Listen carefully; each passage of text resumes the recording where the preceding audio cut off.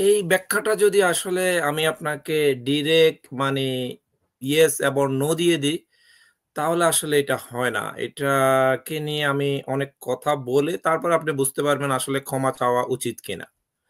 সর্বপ্রথম কথা হচ্ছে যে রাজনৈতিক সিদ্ধান্তের জন্য কেউ কখনো ক্ষমা চায় না। আপনি পৃথিবীতে কোথাও দেখবেন না। যদি রাজনৈতিক সিদ্ধান্তের জন্য ক্ষমা চাইতে হয়, তাহলে সর্বপ্রথম আপনাকেও ক্ষমা চাইতে হবে, আমাকেও ক্ষমা চাইতে হবে। অর্থাৎ সর্বোপরি সকল জনসাধারণকে ক্ষমা চাইতে হবে।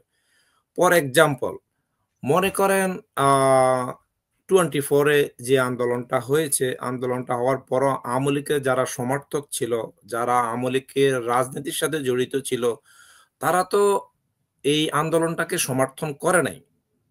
ঠিক আছে? এখন কি আপনি বলবেন ওদের সবাইকে ক্ষমা চাওয়ার জন্য?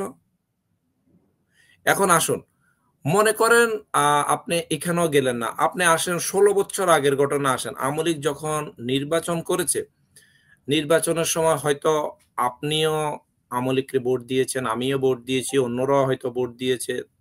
ওইটা তো সত্য কথা। তখন কিছুটা হইলেও ফেয়ার ইলেকশন হয়েছে। জনগণ তাদেরকে ভোট দিয়ে ক্ষমতাতে এনেছে। তো ক্ষমতাতে আসার পর উনি যে স্বৈরশাসক হয়ে গেছে, তার মানে আপনার রাজনৈতিক সিদ্ধান্তটা তো ভুল ছিল। তাইলে আপনি ক্ষমা চান যে, "আমি আওয়ামী লীগরে ভোট দেওয়ার জন্য আমি দুঃখিত। বাংলাদেশের সকল মানুষ এখন ক্ষমা চাক।" তো রাজনৈতিক সিদ্ধান্তের জন্য আসলে ক্ষমা চাওয়ার প্রয়োজন আছে বলে আমি মনে করি না। বাট হ্যাঁ, আপনি যদি রাজনীতি করতে গিয়ে মানবতা বিরোধী অপরাধ করেন, আপনি যদি হত্যাযজ্ঞ করেন, তাহলে ডেফিনিটলি আপনাকে ক্ষমা চাইতে হবে। তাহলে এখন আসেন আপনি যদি ৭১ নিয়ে আমরা কথা বলি। ৭১ এ জামাত চায় নাই বাংলাদেশ একটি স্বাধীন রাষ্ট্র হোক। এটি একটি রাজনৈতিক সিদ্ধান্ত। এটাকে যদি আমি এখন বর্তমানে অন্যভাবে দেখি, আপনি ৭১ এর চোখে না দেখে আপনি 25 এর চোখে দেখেন। মনে করেন বাংলাদেশের কোনো একটা অঞ্চল ডাক দিয়েছে, ওকে আমরা একটা স্বাধীন দেশ হবো, আমরা বাংলাদেশের সাথে থাকবো না। এখন আপনি কি ওদেরকে কি কোনো সাপোর্ট করবেন? বলুন? আপনি সাপোর্ট করবেন না। মনে হয় তাহলে না। এটা কি অপরাধ হইতে পারে?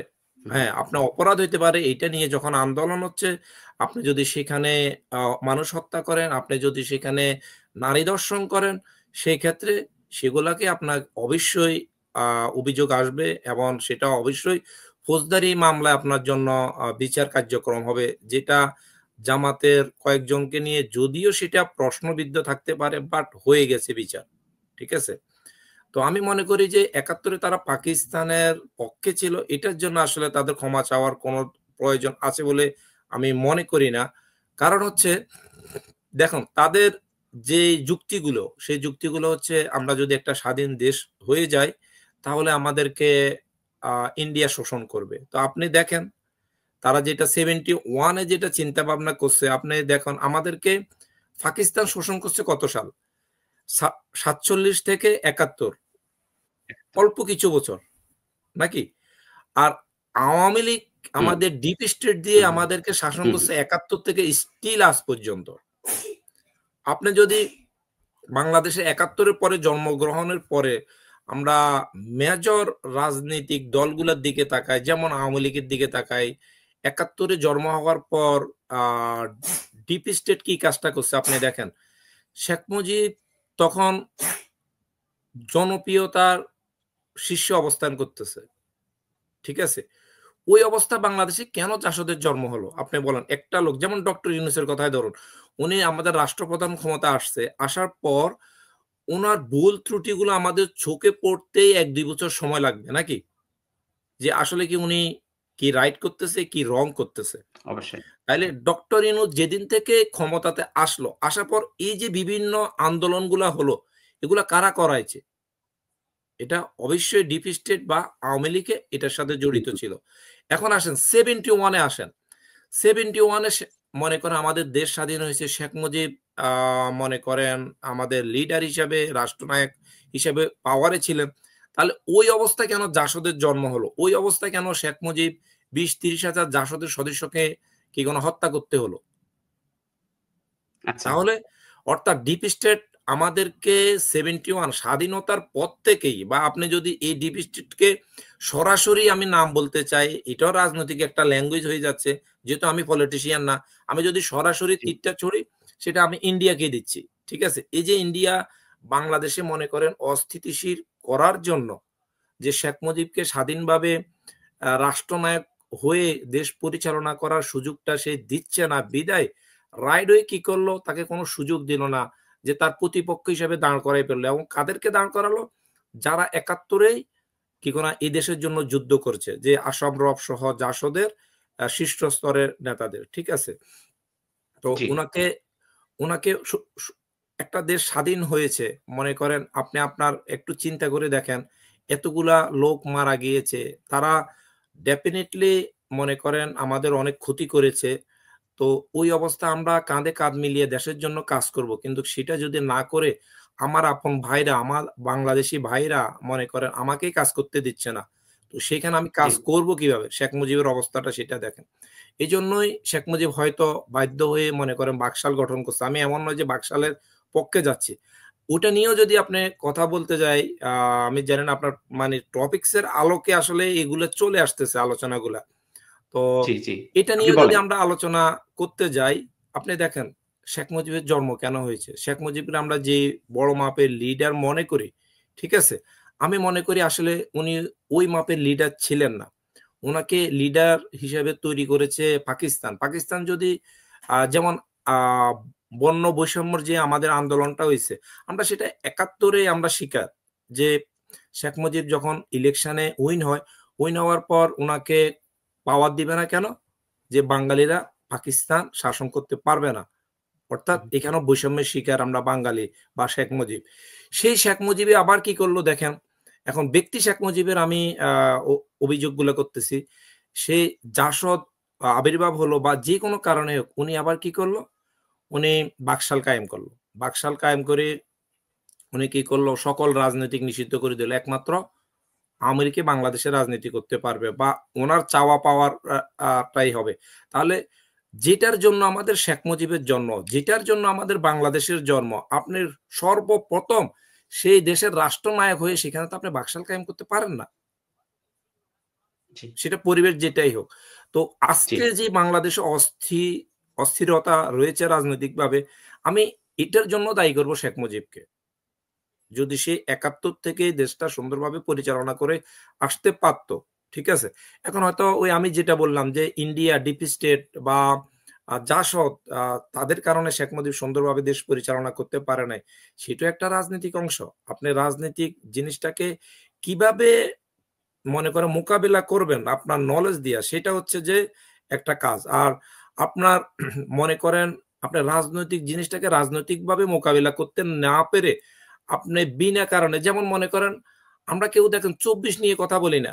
আমরা কিন্তু ২৪-এ কত হত্যা হয়েছে, ২৪-এর আগে হাসিনা কি করেছে আমরা এটা নিয়ে কথা বলি না। যারা ৭১ নিয়ে কথা বলে বর্তমানে, এভরিবডি ডাইরেক্ট ইনডাইরেক্টলি সাপোর্টার হচ্ছে আওয়ামী লীগ। আপনি ৭১ ইস্যু এখন আনতে পারেন না। আপনার চোখের সামনে মনে করেন যদি আপনার সন্তান মারা যায়, আপনি কি মনে করেন আপনার বাবার কান্নার জন্য কি এখন বসে থাকবেন? আপনি আপনার সন্তানকে দেখবেন না না? তাহলে আপনার চোখের সামনে হচ্ছে ২৪, আপনি ২৪ নিয়ে কান্নাকাটি করতেছেন, আপনি ৭১ নিয়ে কান্নাকাটি করতেছেন। তো এটার মেইন রিজনটা হচ্ছে আসলে জনগণকে আ ব্ল্যাকমেইল করা। বাট আমি মনে করি যে ভ্রান্ত যেমন করা। শেখ মুজিবুর রহমান মনে করেন ৭১ এ হুম, যে রাজনীতি করছে, তখন বাংলাদেশে মানে আ হুম, মানে ছোট করে দেখতেছি না। তখন বাংলাদেশের বেশিরভাগ মানুষ ছিল অশিক্ষিত। তখন সোশ্যাল মিডিয়া ছিল না। ঠিক আছে? এই জেনারেশনে বর্তমানে এই যে ঢাকা ইউনিভার্সিটি ধরেন, ঢাকা ইউনিভার্সিটিকে ওখানে আপনারা রাজাকার ইস্যু আনেন নাই? সফলতা হয়েছে? মানুষ এসব বুঝে। ঠিক আছে? আজকে আমি ছোট একটা এক্সাম্পল দেই। আজকে যে জেনারেশন, এই জেনারেশনকে আপনি আসলে দমায় রাখতে পারবেন না। কি জন্য পারবেন না? আমি ছোট একটা এক্সাম্পল দিই আমার নিজের এক্সাম্পল থেকে। আমার বেবি, সে তার একটা ড্রিম হচ্ছে যে সে সকার বলের একজন বেস্ট খেলোয়াড় হতে চায়। সে মোটামুটি আমার হুম, ব্যাকইয়ার্ডে সবসময় প্র্যাকটিস করে। তো মাঝে, মাঝে সে কি করে হয়তো বাসার ভিতরে ইনসাইড এ সে প্র্যাকটিস করে। তো আমি একদিন এটা দেখার পর আমি ওকে বললাম যে, "বাবা তুমি কেন এখানে খেলতেছো? তুমি এখানে খেলতে পারবা না।" সে আমারে বলে যে, "হোয়াট ডু ইউ মিন? তুমি কি চাও না যে আমার একটা ভালো স্কিল হোক? আমি প্র্যাকটিস করতেছি। তুমি আমাকে অনুপ্রেরণা দিবা। তুমি আমাকে নিষেধ করতেছ।" এই যে সে মনে করেন আপনি দেখেন জি, তাকে আমি কি বুঝাতে চাইলাম আর সে উল্টা আমাকে ছোট একটা বাচ্চা ৬ বছরের বাচ্চা সে যে কোয়েশ্চেনটা আমাকে করছে যে আমি একটা স্কিল ডেভেলপমেন্ট করতে চাই, তুমি আমাকে সেটা করতে দিচ্ছ না। বাধা দিচ্ছ। ঠিক আছে? তাহলে আপনি দেখেন এই প্রজন্মকে যে আপনি চোখের সামনের জিনিস নিয়ে আপনি কথা না বলে আপনি যদি ৭১, ৭১, ৭১ করে বলেন, ওরা মনে করবে যে আপনি কম্পিউটারে যেরকম লেটেস্ট ভার্সনটা ইউজ করেন, মনে করেন আপনি যদি ব্যাকডেটের একটা ভার্সন আনেন ওরা এটা টাচ করবে না। মানুষও সেম হয়ে যাচ্ছে। না। আপনার ২৪ এর ভার্সন ইউজ না হুম, করে আপনি ৭১ ভার্সন নিয়ে পড়ে থাকবেন, মানুষ এটা খাবে না। এটা তারই প্রমাণ না। ইউনিভার্সিটি গুলার ইলেকশন। ঠিক আছে? তো আমি মনে করি ডাকসু।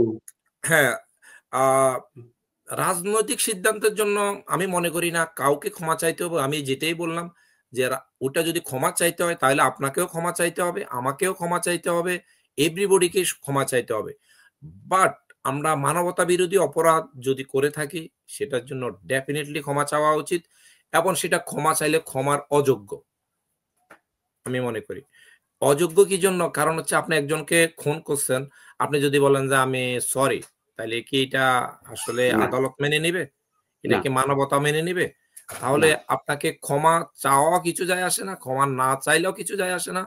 আপনি যদি আসলে অপরাধী হয়ে থাকেন, সেটা আদালত সিদ্ধান্ত নিবে যে আপনাকে কি পরিমাণে শাস্তি দেওয়া যায়। ঠিক আছে? তো আপনি যদি জি, মনে করেন যে এটা জমা ক্ষমা চাইলে তারা ক্ষমা পেয়ে যাবে, আমি মনে করি না। বাট তারা পাকিস্তানের পক্ষে ছিল, এটার জন্য ক্ষমা চাওয়ার কোনো অর্থ হয় না।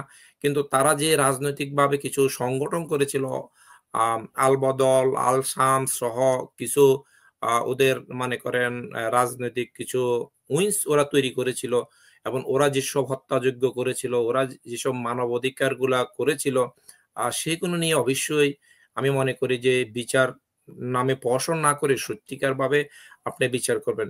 এবং আপনি দেখেন যদি আরেকটা আমরা মনে করেন বলি, আপনি শুধু জামাত করতেছেন কেন? আপনি করলে সবার জন্য করেন যে ৭১ এ কারা মানবতা বিরোধী অপরাধগুলা করেছে।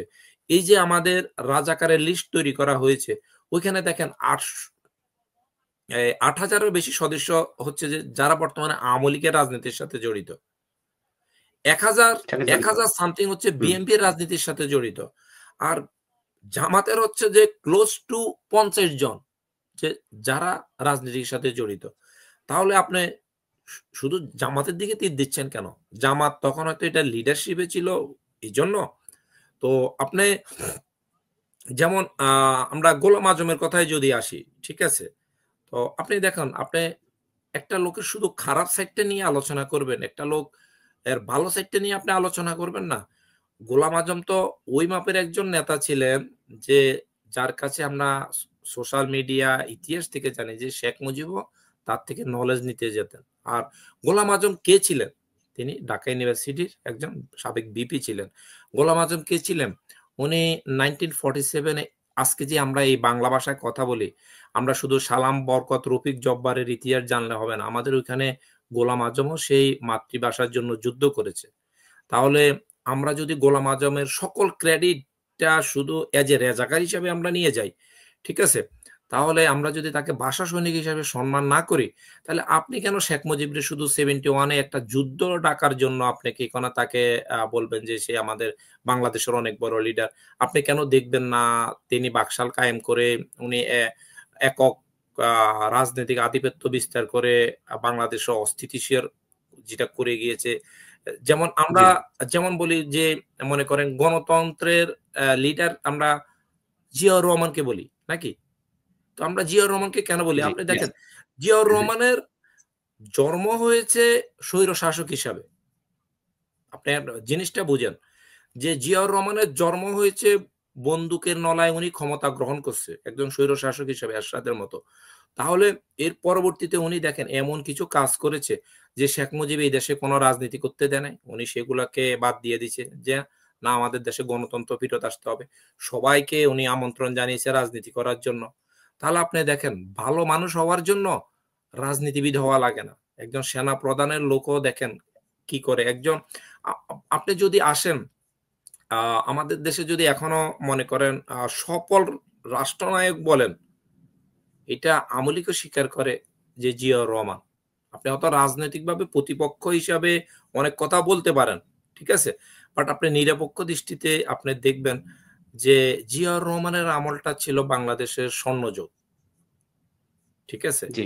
কিন্তু এখন জিয়াউর রহমানকে আমরা মনে করেন বেশি দিন আমাদের মাঝে রাখতে পারি না কি জন্য? ওই সেটা তাও ডিপ স্টেটের জন্য।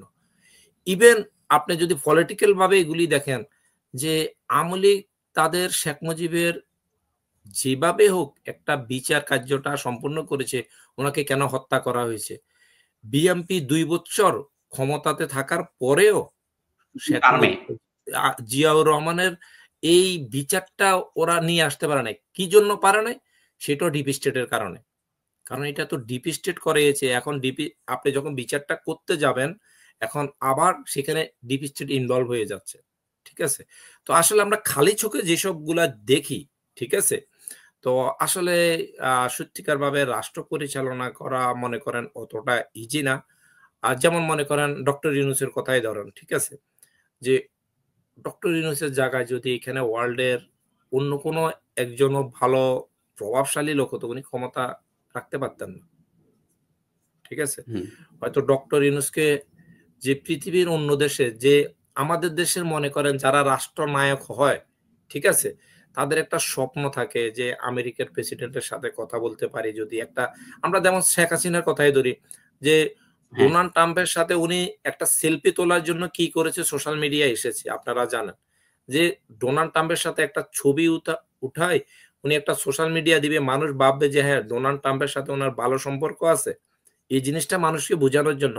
তো বাংলাদেশের একজন রাষ্ট্রনায়ক স্বপ্ন দেখে যাদের সাথে একটা ছবি তুলতে পারবে, ওই জাতীয় লোকেরা ডক্টর ইউনূসের সামনে চেয়ারে বসে না বা পায়ের উপর পা দিয়ে বসে না। ঠিক আছে? তো আর আমাদের দেশের ওই আম ব্যাপারী একজন আছে না বর্তমানে ২৪ এর পরে রাজনীতি করে তারেক তারেক তারেক সামথিং, রহমান। ঠিক আছে? তারেক আ রহমান, হ্যাঁ। আ তারেক সামথিং তার নাম। তো সেও ডক্টর ইউনূসের এগেইনস্ট এ কথা বলে। তো আমি মাঝে, মাঝে মনে করেন এদেরকে নিয়ে দেখলে একটু হাসি। এরা কতটাই জ্ঞান পাপী যে ওরা ডক্টর ইউনূসের ছায়াকেও স্পর্শ আমি ডক্টর ইউনূস নিয়ে একটা কথা বলি। সেটা হচ্ছে আজ থেকে প্রায় ৮-৯ বছর আগের ঘটনা। এক্সাক্ট আমার পুরা বছরটা মনে নাই। আমার ল্যাটিন আমেরিকার হুম। একটা লোকের সাথে আমার কথা হচ্ছিল। তো আমাকে জিজ্ঞেস করছিল যে, "তোমার দেশ কোথায়?" তো আমি বলছি যে, "বাংলাদেশ।" তো সে বাংলাদেশকে চিনতে পারছে না। তো পরে নরমালি বাংলাদেশকে যখন মানুষ চিনে না, আমরা যারা হয়তো ইউরোপ, আমেরিকাতে থাকি, তো আমাদের একটা মেইন একটা বলি যে, "আমরা তুমি ইন্ডিয়াকে চিনো?" তো ইন্ডিয়াকে এভরিবডি চিনে। ঠিক আছে? তো আমি হুম। ওকে বললাম যে, "হ্যাঁ, তুমি কি ইন্ডিয়াকে চিনো?" তখন বলে যে, "হ্যাঁ, চিনি।" তখন আমি বলছি যে, আমরা ইন্ডিয়ার বর্ডারে, আমরা পার্শ্ববর্তী দেশ।" ঠিক আছে? তো এটা বলার পর পরে বলে যে, "ও ডক্টর ইউনূসের দেশ?" পরে আমি বললাম যে, "তুমি ডক্টর ইউনূসকে চিনো, তুমি বাংলাদেশকে চেনো না?" ঠিক আছে? বলে যে, "না, আমি এই গত ২-৩ মাস আগে উনার একটা লেকচার শুনছিলাম।" তো আমি সর্বপ্রথম জানি যে ডক্টর ইউনূসের একটা লেকচার শোনার জন্য তাকে কত টাকা দিতে হয়েছে। ঠিক আছে? তো আচ্ছা। আমি ওকে জিজ্ঞেস করলাম যে, "তো তুমি ওইখানে কত লোক হয়েছে কি?" তো সে একটা ইউনিভার্সিটির স্টুডেন্ট ছিল। তো সে হুম। বলল যে 800 সামথিং দিয়ে সে ডক্টর ইউনূসের কথা শুনতে গিয়েছে। আপনি $800 হ্যাঁ, 800 সামথিং ডলার দিয়ে, ঠিক আছে? আপনি চিন্তা করে দেখেন অলমোস্ট মনে করেন বাংলাদেশী টাকা ৳১,০০,০০০ র কাছাকাছি টাকা দিয়ে ডক্টর ইউনূসের কথা শুনতেছে। মানুষ যাচ্ছে। আর সে দেশে আম ব্যাপারী রিক্শাওয়ালা ডক্টর ইউনূসের সমালোচনা করে। তো এখন আমি এটাকে আরেকটু অন্যভাবে একটু দেখতে পারি। সেটা হচ্ছে কি মনে করেন আপনি মূল্যায়ন কাকে করবেন? ঠিক আছে? মূল্যায়ন করার জন্য একটা নলেজ প্রয়োজন হয়, নাকি? অবশ্যই। তো আপনার যদি মনে করেন ওই নলেজটা না থাকে, আপনি তো আসলে ইনডাইরেক্টলি অন্ধ। আপনি তাকে মানে দেখেনও না, বুঝেনও না। ঠিক আছে? তো আমাদের দেশের বেশিরভাগ মানুষরা আসলেই অন্ধ। যদি অন্ধ না হতো, তাহলে ডক্টর ইউনূসের জন্ম তো আজকে না। ডক্টর ইউনূসকে আমরা আরো ২০ বছর আগের থেকে যদি আমরা বাংলাদেশের কাজে ইউজ করতে পারতাম, আপনিও আমেরিকা থাকেন, আমিও আমেরিকা থাকি। আমরা স্বচক্ষে দেখি যে বাংলাদেশের মানুষ কি পরিমাণে মনে করেন হার্ড জব করতে পারে। তারা আসলে মানি মেক করার একটা মেশিন।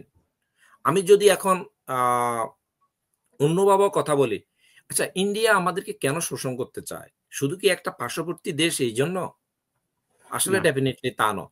আপনি দেখেন ইন্ডিয়া ওয়ার্ল্ডের একটা পাওয়ারফুল যদি ৫-১০ টা কান্ট্রি ধরেন তাদের মধ্যে একজন। ঠিক আছে?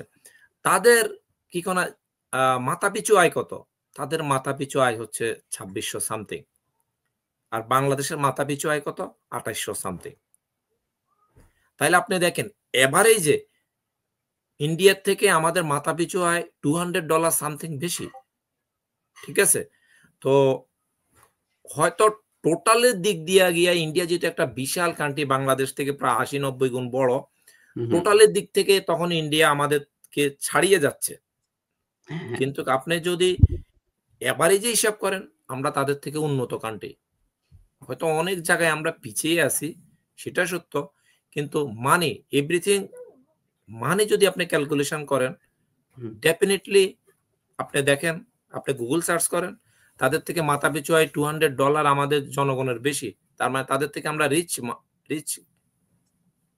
তো তো এই কথাগুলা আসলে আমি বলার মেইন রিজনটা কি? রিজনটা হচ্ছে যে আমরা বাঙালিরা যে পরিমাণে হার্ড ওয়ার্ক করি, ঠিক আছে? তো আমাদের যদি একজন রাজনৈতিক বা আমাদের রাষ্ট্রনায়ক যদি একজন ভালো সঠিক মানুষ হতেন, নেতৃত্ব থাকতো।